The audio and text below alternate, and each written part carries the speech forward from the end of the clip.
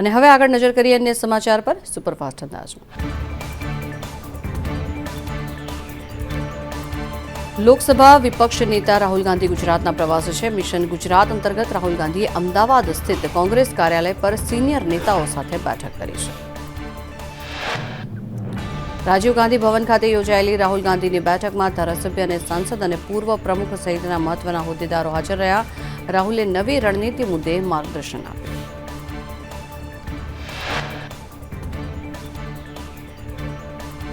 વડાપ્રધાન નરેન્દ્ર મોદી ગુજરાતના સુરત એરપોર્ટ પર પહોંચ્યા। 3 દિવસના રોકાણમાં વડાપ્રધાન સુરત, નવસારી અને સેલવાસના કાર્યક્રમોમાં હાજરી આપશે।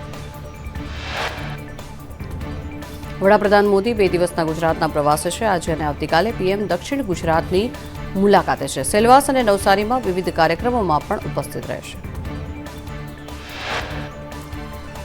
વડાપ્રધાન મોદી સાંજે 5 વાગે લિંબાયત નીલગિરી ગ્રાઉન્ડ ખાતે પહોંચશે। હેલિપેડથી નીલગિરી ગ્રાઉન્ડ સુધી 3 કિલોમીટરનો રોડ શો કરશે અને રોડ શોના રસ્તામાં 30 જેટલા સ્ટેજ બનાવવામાં આવ્યા છે।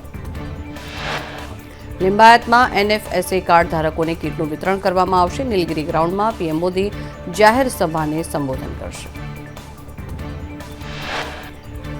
તો વડાપ્રધાન આવતીકાલે નવસારીમાં કાર્યક્રમમાં ઉપસ્થિત રહેશે।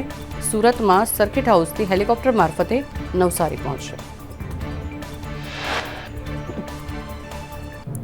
વડાપ્રધાન મોદી સુરત સર્કિટ હાઉસમાં ડિનર અને બ્રેકફાસ્ટ કરશે। ગાંધીનગર સર્કિટ હાઉસના સ્પેશિયલ રસોઈયાની ટીમ સુરતમાં રસોઈ બનાવશે। તો વડાપ્રધાન ડિનરમાં પંચકૂટિયું શાક, પાલવ અને પુલાવ, કઢી, ખીચડી આરોગશે, જ્યારે બ્રેકફાસ્ટમાં તેઓ લોચો અને પાટુડી અને ઇડલી આરોગશે। વડાપ્રધાન મોદી સુરત બાદ દાદરાનગર હવેલીના સેલવાસમાં 2587 કરોડના વિકાસ કાર્યોની ભેટ આપશે। 450 બેડની અત્યાધુનિક નમો હોસ્પિટલનું પણ લોકાર્પણ કરશે। વડાપ્રધાન પર્યટન સ્થળના વિકાસ હેતુથી દમણમાં ટોય ગાર્ડન અને નાઇટ બજારનું લોકાર્પણ કરશે। તો વળી દીવમાં નવા સર્કિટ હાઉસનું વર્ચ્યુઅલી લોકાર્પણ કરશે। કેન્દ્રીય ગૃહમંત્રી અમિત શાહ 3 દિવસના ગુજરાતના પ્રવાસે 8 માર્ચે સોમનાથ અને કોડીનારની મુલાકાત લેશે। તો વળી ચાપરડામાં બ્રહ્માનંદ વિદ્યાધામ ઉદ્ઘાટન સમારોહમાં હાજર રહેશે। 9 માર્ચે શેલા ખાતે 150 રૂપિયાના સિક્કાનું અનાવરણ કરશે, જ્યારે જેતલપુરમાં એડીસી બેંકના શતાબ્દી મહોત્સવમાં હાજર રહેશે। ગૃહમંત્રી અમિત શાહ અડાલજ ખાતે વકીલોના શપથ સમારોહમાં ઉપસ્થિત રહેશે, જ્યારે મહાત્મા મંદિર ખાતે ડિજિટલ સેવા પોર્ટલનું લોકાર્પણ કરશે।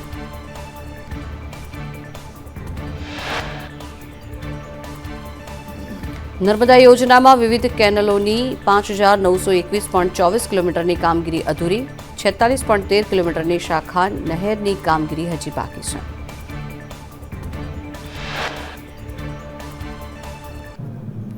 રાજ્યમાં જમીન રીસર્વેની 1.59 લાખ અરજી પેન્ડિંગ હોવાની સરકારની કબૂલાત। વિધાનસભા ગૃહમાં અપક્ષના ધારાસભ્ય ધવલસિંહ ઝાલાના સવાલનો મંત્રી બળવંતસિંહ રાજપૂતે જવાબ આપ્યો। મંત્રી બળવંતસિંહે કહ્યું કે જમીન રીસર્વેની અરજીમાં સરકાર કોઈ જ પૈસા લેતી નથી। જમીન રીસર્વેમાં અરજી કરવાની તારીખ લંબાવવામાં આવી છે। 31 ડિસેમ્બર 2025 સુધી ખેડૂત અરજી કરી શકશે। ધવલસિંહ ઝાલાએ પોતાની જમીન રીસર્વેમાં સમસ્યા હોવાનો ઉલ્લેખ કર્યો। વિધાનસભા અધ્યક્ષે ધવલસિંહ ઝાલાને ટકોર કરતા કહ્યું, અમારી જમીનની વાત રહેવા દો, તમારી અનેક જમીનો હશે, અનેક પ્રશ્નો પણ હશે। અમરેલી લેટરકાંડમાં ધરપકડનો મુદ્દો ગૃહમાં ગુંજ્યો। વિપક્ષના સવાલમાં ગૃહ રાજ્યમંત્રીએ કહ્યું કે પાયલ ગોટીની રાત્રે ધરપકડ કરાઈ જ નહોતી। વિધાનસભામાં આજે 79 પ્રશ્નોમાંથી 9 પ્રશ્નો માત્ર અમરેલી લેટરકાંડ મુદ્દે પૂછાયા। સરકારે 1 કલાકથી વધુ સમય સુધી લેટરકાંડના જવાબ આપ્યા।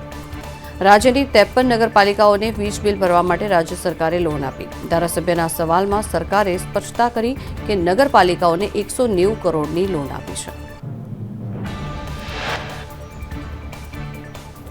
જલારામ બાપા પર નિવેદન આપનાર જ્ઞાનપ્રકાશ સામે જાલેડા રામધામના મંદિરના ટ્રસ્ટીએ ફરિયાદ નોંધાવી।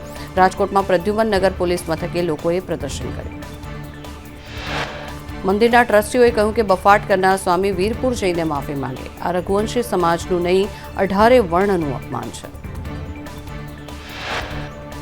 રામધામના મંદિરના ટ્રસ્ટીએ સ્વામિનારાયણ સંપ્રદાયને આડે હાથ લીધો. સ્વામિનારાયણ સંપ્રદાયના સંતો દર વખતે બફાટ કરે છે, હિન્દુ દેવી દેવતાઓને વારંવાર બદનામ કરે છે. આવા સ્વામી વિરુદ્ધ કડક કાર્યવાહી થવી જોઈએ. જલારામ બાપા વિશે ટિપ્પણી કરનાર જ્ઞાનપ્રકાશ વિરુદ્ધ રાજકોટ પોલીસ કમિશનરને અરજી. વકીલ જય ભારત ધામેચાએ જ્ઞાનપ્રકાશ સામે કાર્યવાહીની માંગ કરી. જ્ઞાનપ્રકાશ સામે ભક્તોની લાગણી દુભાવી, લોકોની આસ્થાને ઠેસ પહોંચાડવી સહિતની વિવિધ કલમો હેઠળ કાર્યવાહીની માંગ. વકીલ જય ભારત ધામેચા અને જ્ઞાનપ્રકાશ સામે નિઃશુલ્ક કેસ લડવામાં આવશે.